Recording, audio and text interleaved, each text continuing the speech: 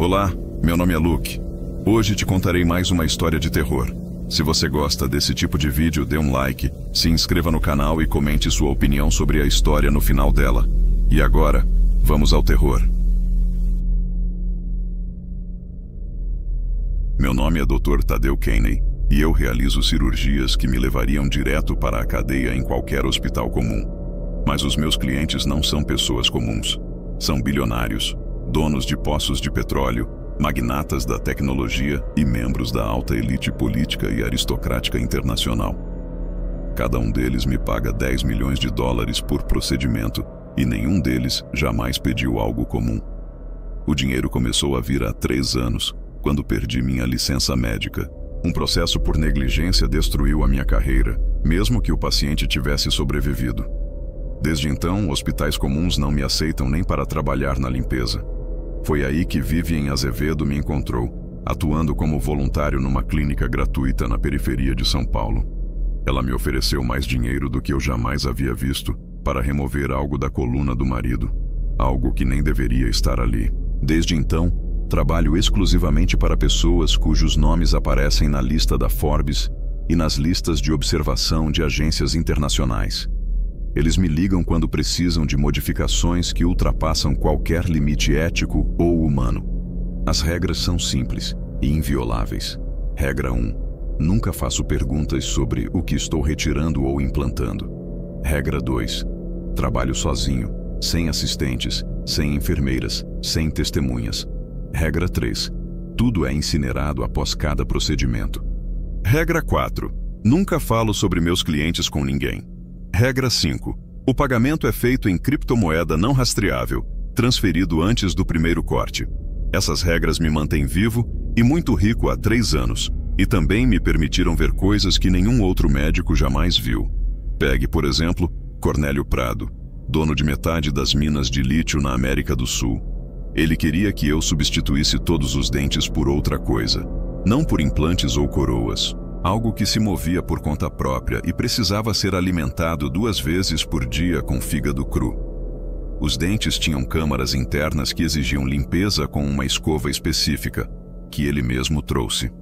Durante a cirurgia, vi os novos dentes se fixarem no maxilar com estruturas parecidas com raízes vegetais. Essas raízes pulsavam com um suprimento próprio de sangue e emitiam estalidos suaves quando sentiam fome. Ele me pagou 12 milhões de dólares pela operação e 6 meses depois me mandou um vídeo mostrando como os dentes eram capazes de morder cabos de aço. Ou então, a duquesa Evangelina Mota, que herdou o título de família junto com um império farmacêutico. Ela queria que eu implantasse órgãos adicionais em seu abdômen, órgãos que não eram humanos e definitivamente não constavam em nenhum livro de anatomia. Eles pulsavam num ritmo próprio e secretavam um fluido claro que ela recolhia em pequenos frascos. Os órgãos precisavam ser mantidos exatamente a 37,05 degrees Celsius e requeriam injeções horárias de uma solução fornecida por ela em frascos não rotulados. Ela chamava aquilo de receita de família e dava risada. A instalação durou 14 horas porque cada órgão teve que ser ligado ao sistema nervoso dela através de fios finíssimos que eu precisei enfiar em sua medula espinhal. Depois teve o Leopoldo Azevedo, dono do maior conglomerado de prisões privadas do país. Ele queria que eu implantasse brânquias atrás das orelhas, não para respirar debaixo d'água, mas para filtrar substâncias químicas específicas do ar ao redor. Na consulta, ele explicou que seu trabalho o obrigava a passar muito tempo em ambientes saturados com feromônios baseados no medo.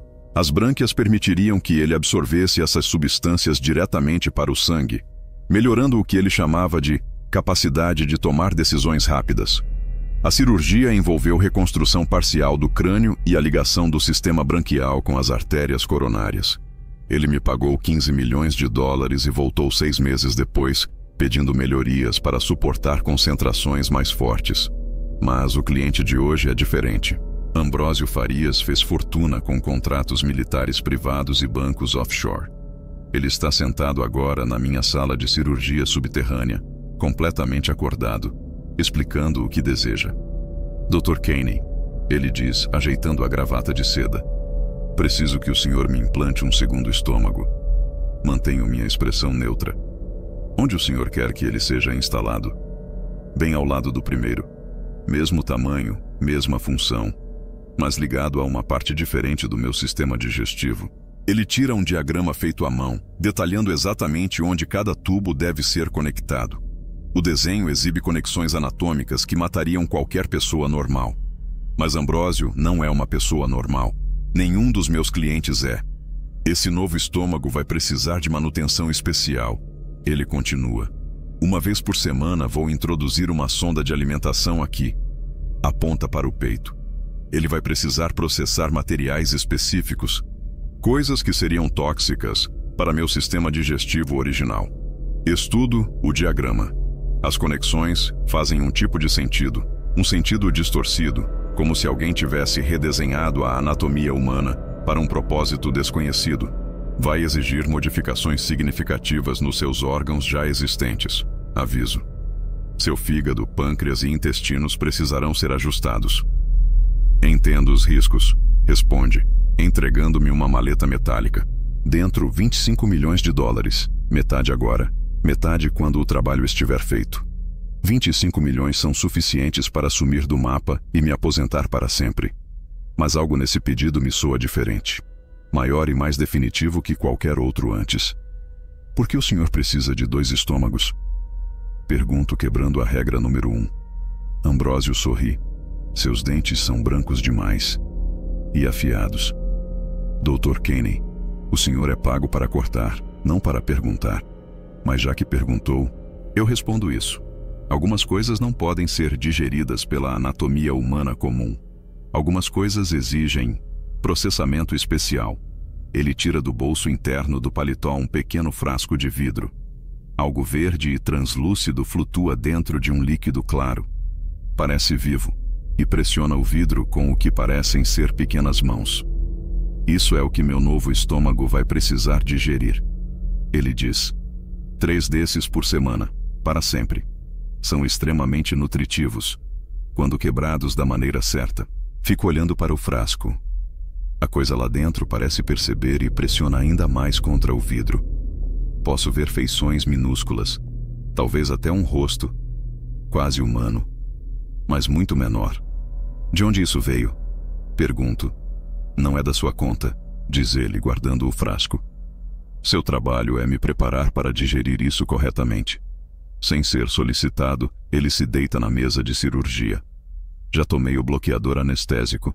Estarei acordado durante todo o procedimento. Preciso garantir que o senhor faça tudo exatamente como combinado. Nunca tive um cliente acordado durante uma cirurgia desse porte.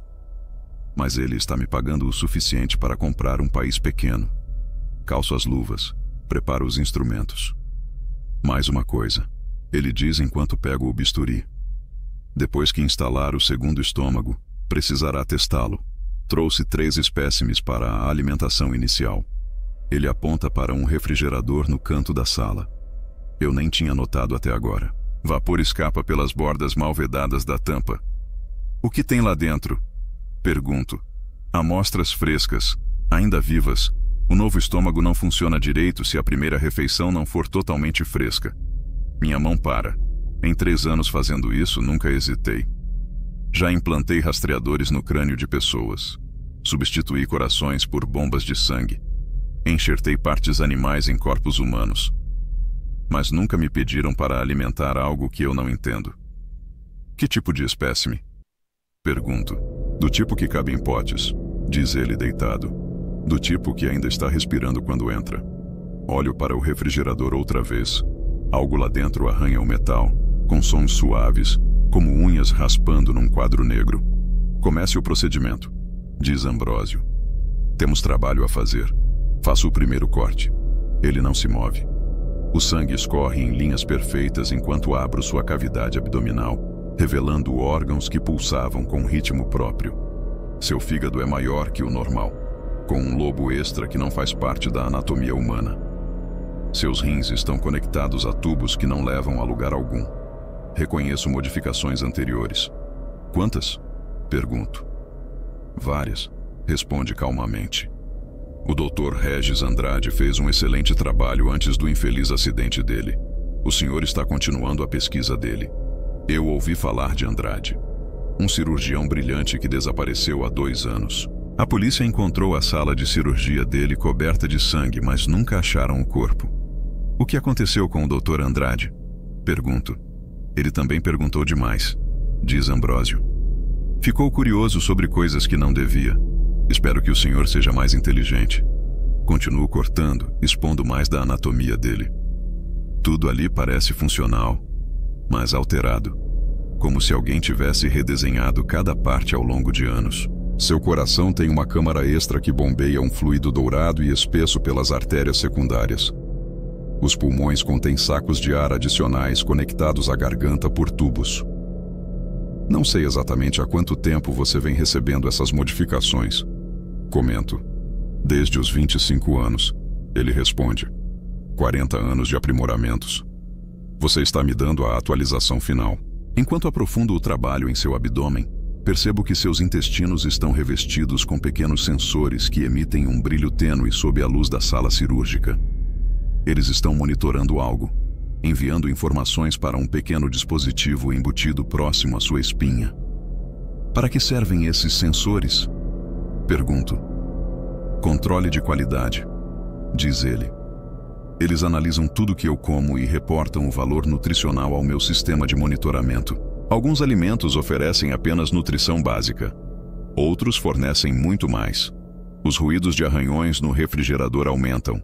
Seja lá o que estiver ali dentro, está ficando mais agitado, como se soubesse o que está prestes a acontecer. Dr. Tadeu, diz Farias.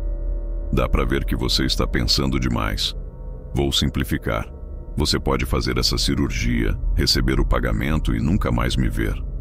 Ou pode continuar fazendo perguntas e acabar como o Dr. Andrade. Olho para o abdômen aberto dele. Os órgãos estão todos expostos, vulneráveis.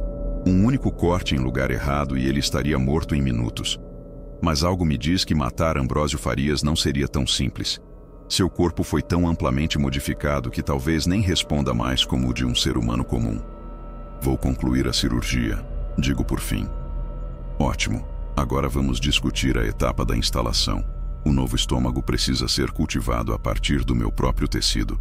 Você precisará colher células do meu estômago atual e cultivá-las no meio de crescimento que forneci. Ele aponta para uma máquina num canto da sala que eu ainda não havia notado. Parece uma mistura de incubadora com impressora 3D, cheia de tubos e fios conectando tanques de líquido borbulhante. Quanto tempo leva o processo de cultivo? Pergunto.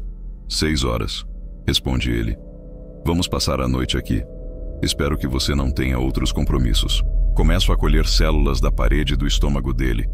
O tecido se solta com facilidade, como se tivesse sido preparado para isso. Coloco as amostras no meio de crescimento e ligo a máquina. Ela começa a vibrar suavemente, emitindo um zumbido constante, enquanto constrói um novo órgão do zero. Enquanto esperamos, Farias comenta. Deixe-me explicar o cronograma de alimentação. Toda terça-feira preciso de 3 espécimes. Tem que estar frescos, de preferência ainda conscientes. O estômago não funciona direito se eles já estiverem mortos.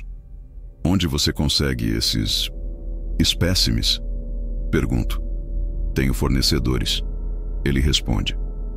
Pessoas que sabem manter discrição, que fornecem produtos raros para clientes exigentes. A máquina emite um bip suave e a tela mostra o novo estômago tomando forma, crescendo de um aglomerado de células para um órgão completo. Lindo, não é? Comenta ele. Tecido humano, só que melhorado, projetado para um fim específico. Que fim exatamente? Pergunto. Processar a essência da vida, responde. Converter consciência viva em energia utilizável. Os espécimes fornecem tanto nutrição quanto energia para as outras modificações que tenho. Fico olhando para ele, pasmo. Você está falando em comer seres vivos? Estou falando de sobrevivência, doutor. Há pessoas nesse mundo que precisam de mais do que comida comum para se manter. Pessoas cujas modificações exigem combustível especializado. A máquina apita novamente. O novo estômago agora está completamente formado. É rosado, Pulsa num ritmo próprio, parece saudável. Está pronto para ser implantado. Hora da próxima fase, diz Farias. Conecte o novo órgão ao meu sistema digestivo, exatamente como mostra o diagrama. Começo o trabalho delicado de conectar vasos sanguíneos e tubos digestivos. Cada ligação precisa ser precisa. Um erro, e todo o sistema entrará em colapso.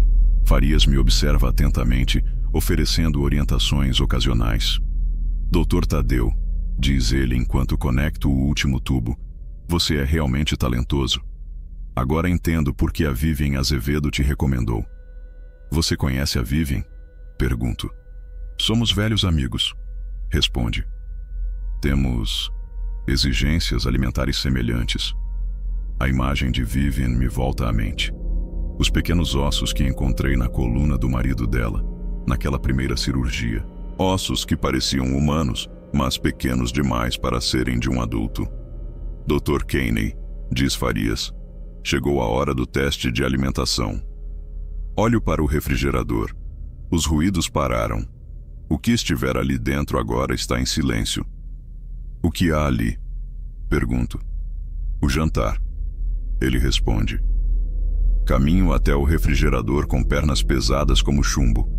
Minhas mãos tremem ao alcançar a alça, mas me forço a mantê-las firmes. 25 milhões de dólares. É isso que repito mentalmente. A tampa se abre com um chiado. O ar frio que sai tem cheiro de cobre e folhas úmidas. Lá dentro, sobre gelo triturado, 3 recipientes de vidro.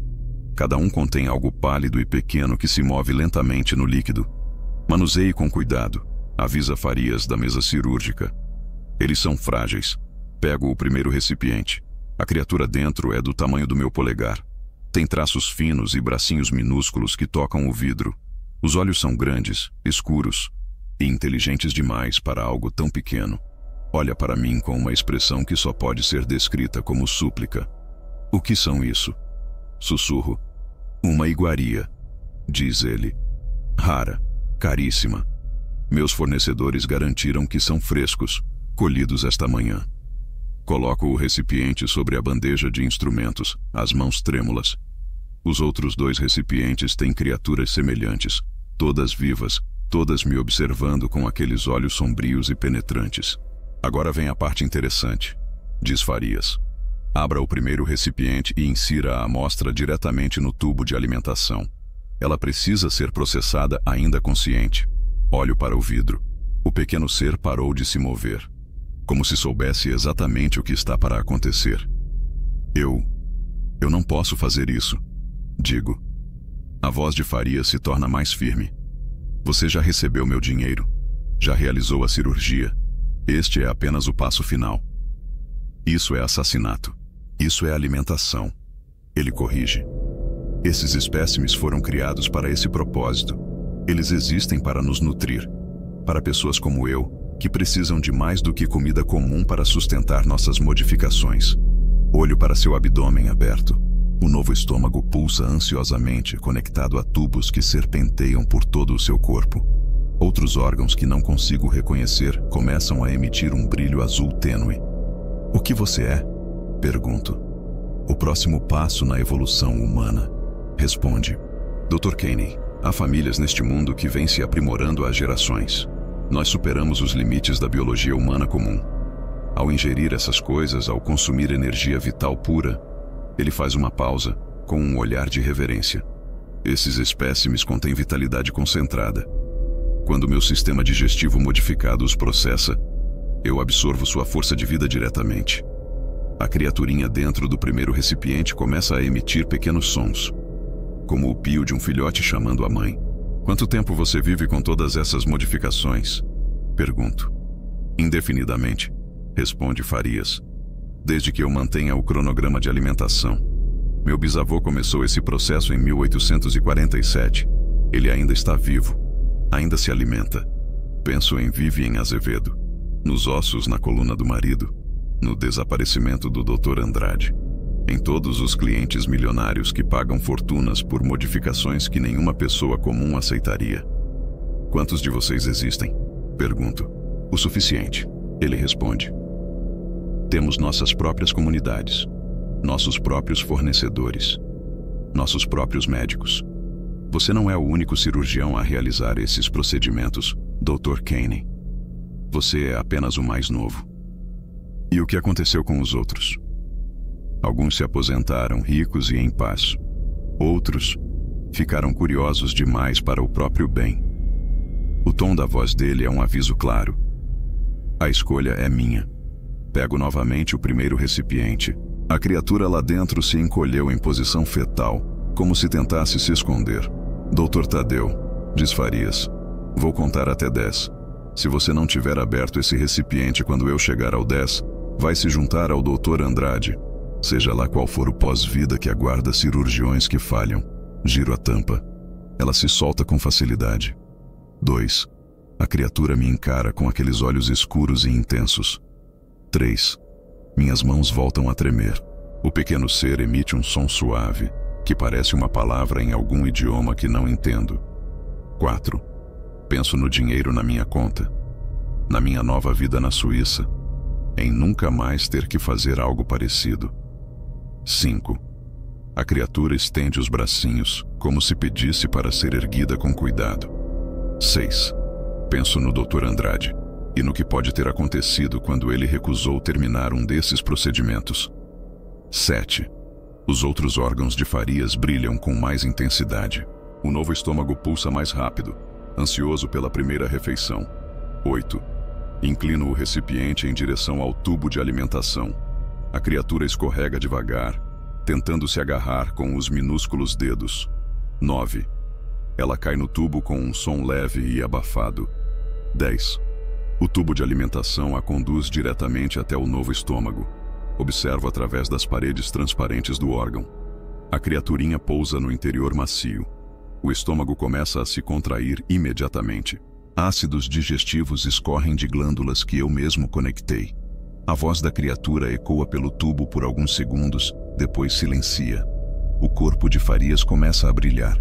Não apenas seus órgãos, sua pele, olhos e até o cabelo ganham um brilho intenso. A energia flui por ele como eletricidade por fios de cobre. Magnífico, ele murmura. Absolutamente magnífico. O segundo espécime, por favor. Abro o segundo recipiente com as mãos já firmes. A escolha foi feita. A linha foi cruzada. A criatura dessa vez é menor que a primeira.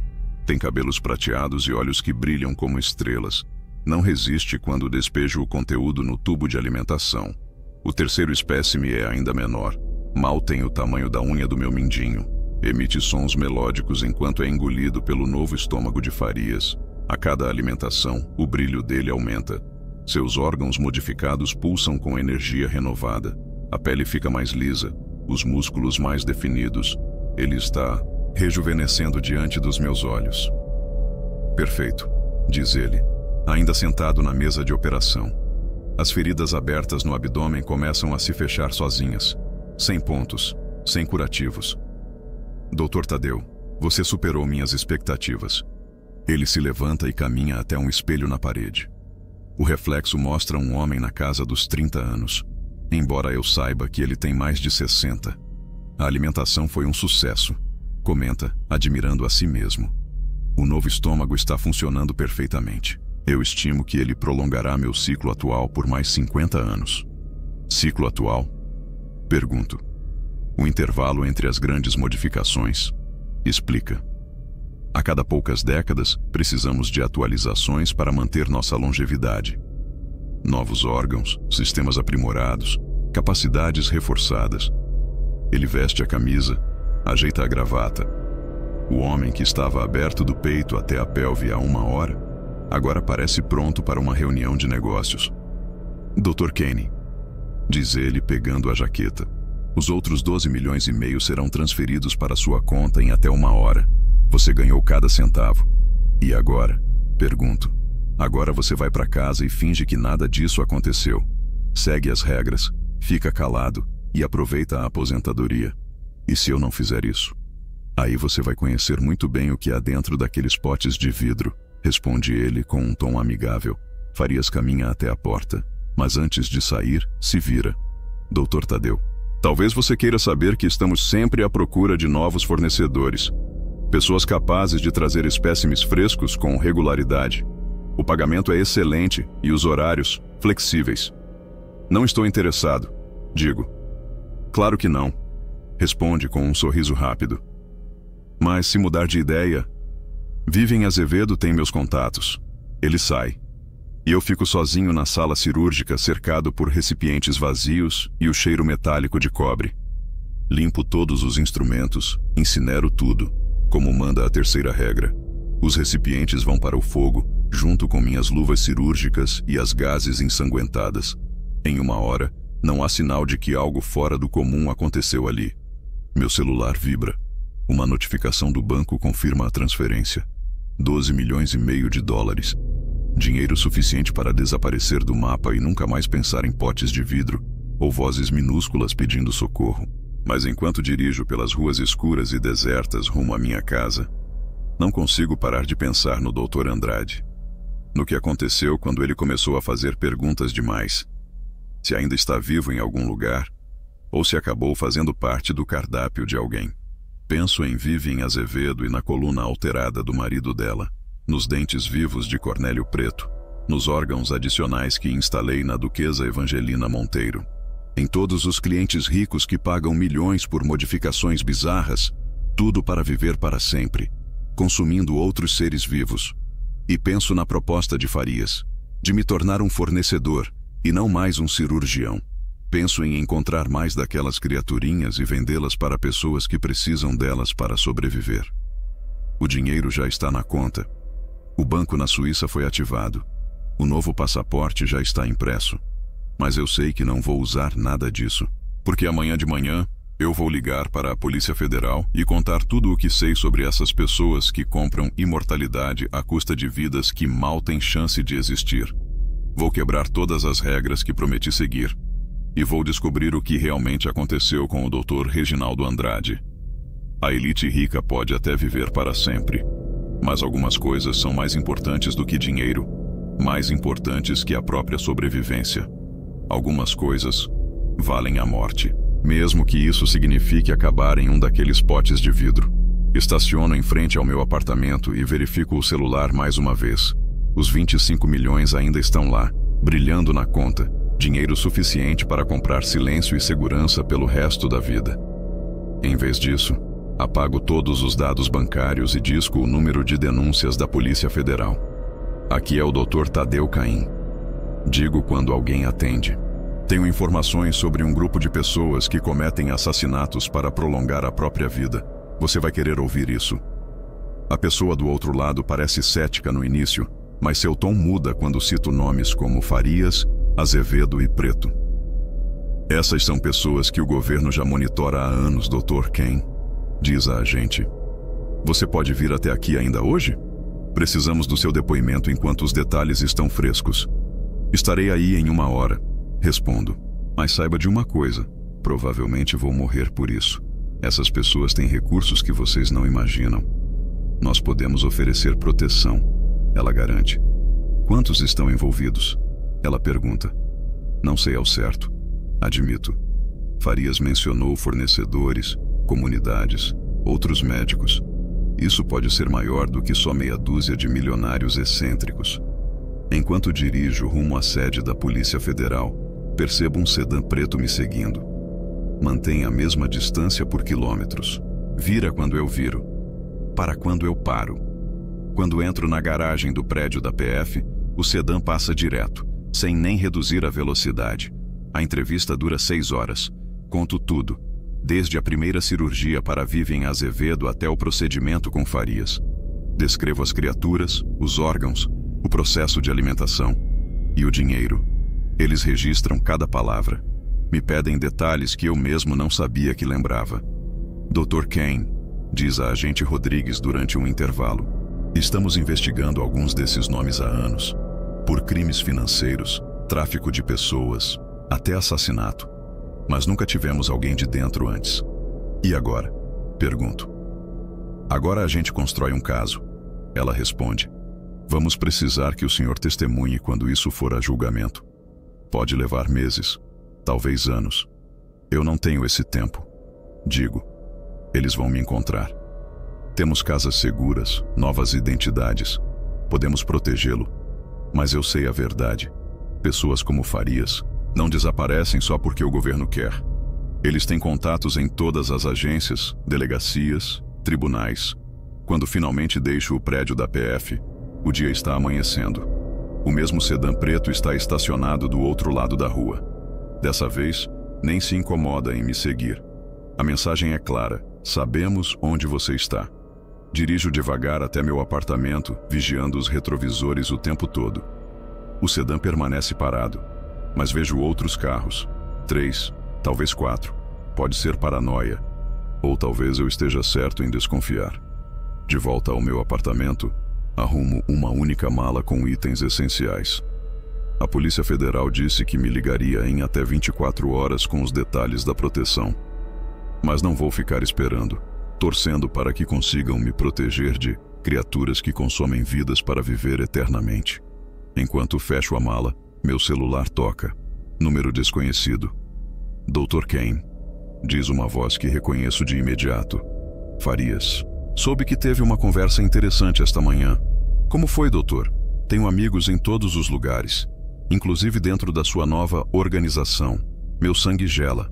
Se eles têm informantes dentro da Polícia Federal, então não há lugar seguro.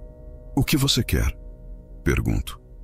Quero que reconsidere sua decisão recente, diz ele.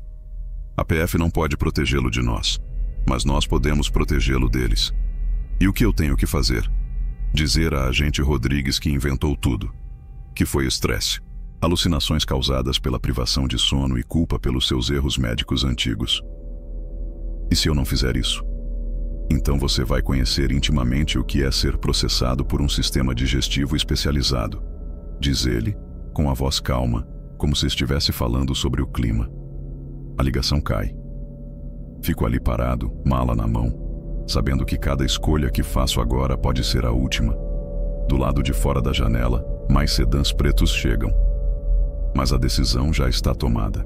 Algumas coisas valem a pena morrer por, mesmo que isso me transforme em evidência. Disco de volta para a agente Rodrigues. É o Kai. Digo. Eles sabem sobre nossa conversa. Eles têm gente infiltrada aí. Dr. Kane, onde o senhor está? Ela pergunta aflita. Em casa, mas eles estão aqui. Se quiserem manter esse caso vivo, precisam me proteger agora, porque estou prestes a me tornar uma peça de evidência. Pela janela, vejo homens saindo dos carros. Usam ternos caros, movem-se como soldados, com disciplina e pressa. Estamos enviando unidades agora, diz Rodrigues. Fique na linha e diga ao mundo o que essas pessoas estão fazendo. Não deixem que comprem a saída dessa vez. Eles já estão dentro do meu prédio. Posso ouvir os passos na escada. Nem tentam disfarçar. Eles sabem que não tenho para onde correr. Corro. Começo a gravar esta história. Não sei se vou viver tempo suficiente para terminá-la. Mas pela primeira vez em 3 anos, sinto que estou fazendo o que é certo. Mesmo que isso me mate. Os passos param, bem do lado de fora da minha porta.